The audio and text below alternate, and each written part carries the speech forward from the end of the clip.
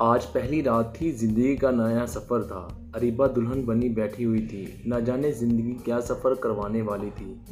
दिल में अजीब सा एक खौफ था, पल भर में हकदार बदल गए थे। इतने में आदिल कमरे में दाखिल हुआ। अरीबा के पास बैठा। लगता है थक गई हो आप। अरीबा आहिस्ता से बोली, नहीं तो बस यूं ही। आदिल अरीबा से पूछने लगा, खाना खाना है? अरीबा ने हाँ में सर हिलाया।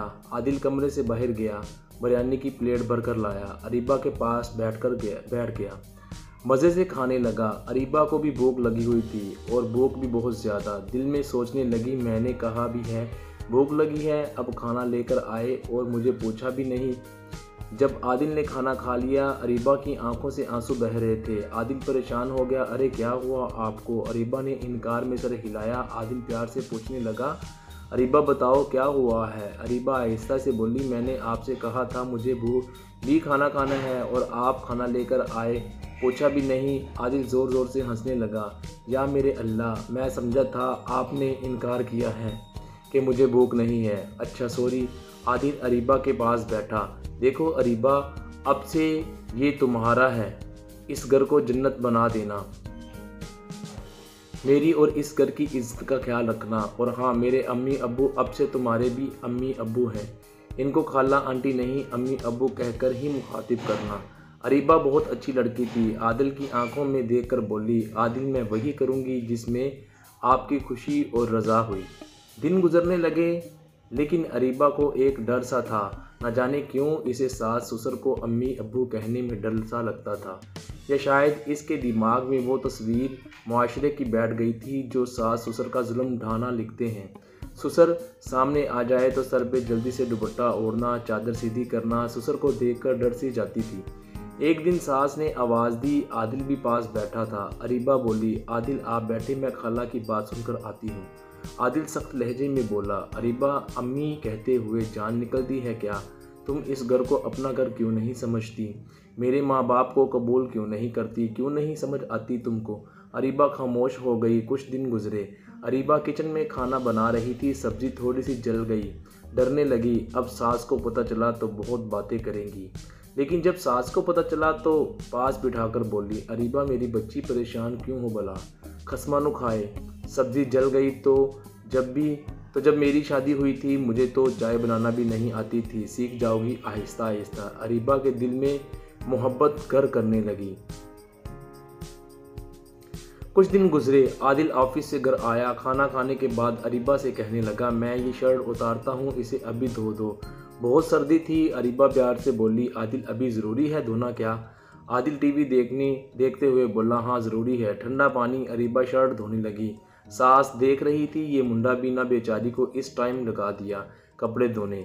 इतने में ससुर आया। अरीबा जल्दी से अपना दुपट्टा सीधा करने लगी। नज़रें झुका ली। अरीबा आदिल के पास बैठी आहिस्ता से बोली, आदिल वाशिंग मशीन ख़राब हो गई है, कल इसे ठीक करवा दें। आदिल अरीबा की तरफ देखने लगा। अरीबा, तेरे माँ बाप ने भी सस्ती सी मशीन लेकर दी, जान छुड़वाने की है।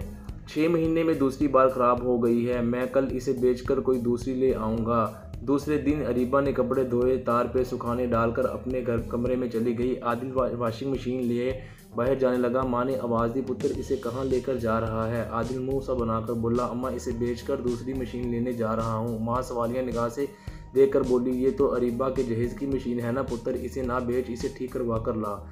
बेटियों को हर उस चीज़ से अपनी जान से ज़्यादा मोहब्बत होती है जो वो अपनी माँ बाप से लेकर आती हैं। वो देख, मेरा खाना पकाने वाला पतीला 20 साल पहले का है, आज भी देखती हूँ तो मुझे मेरी माँ याद आ जाती।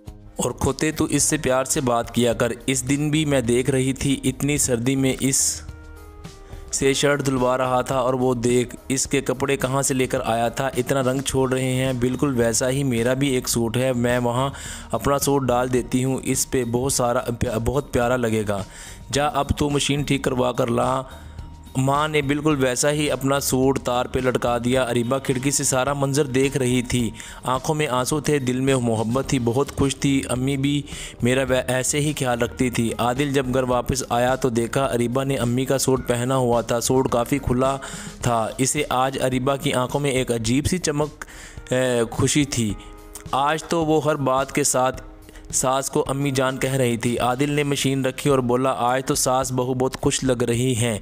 अरीबा आदिल की तरफ देखकर बोली, सास बहू नहीं माँ बेटी। आदिल मुस्कुराने लगा, बस थोड़ी सी चाहत, थोड़ा सा एहसास, और अरीबा ने खुद को मेरे रंग में डाल लिया। आदिल मुस्कुराकर कहने लगा, आते ही दुल्हन को अपने घर के असूलों का पाबंद ना करो, इस पे सख्ती ना करो, इस पे अपनी हुक्मरानी ना दिखाओ, इसको थोड़ा सा वक्त दो, इसको समझो, इसको एहसास दिलाओ अपनी मोहब्बत का, अपनेपन का, थोड़ी सी फ़िक्र, दिल से इज़्ज़त और मोहब्बत का एहसास दिलाकर देखना, खुदा की कसम वो लड़की आपके रंग में ढल जाएगी। वो अपनी हर सांस आपके कदमों में वार देगी, फिर अपनी मोहब्बत से घर को जन्नत बना देगी। गालियां देते हुए, मारपीट और अपनी मर्दानगी दिखाकर अपनी बीवी को रुसवा करते हुए मर्द तो गली गली में मिल जाएंगे जो अपनी बीवियों को गालियां देते हैं, मारपीट करते हैं।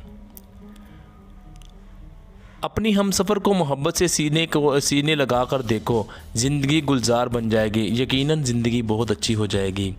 इस तहरीर से आपको ये पैगाम देना था कि जो भी इसको देख रहे हैं, सुन रहे हैं, कि आते ही जो लड़की अपना सारा कुछ छोड़ के आती है उस पर हुक्मरानी जमाना ना शुरू कर दो, बल्कि उसको आहिस्ता आहिस्ता अपने रंग में ढाल दिया जाए, तो देखना वो खुद ब खुद आपके रंग में डल जाएगी और घर जो है वो जन्नत बन जाएगा। खुशी से ज़िंदगी गुजारोगे। अल्लाह ताला सब पर करम करे। शुक्रिया वीडियो देखने का।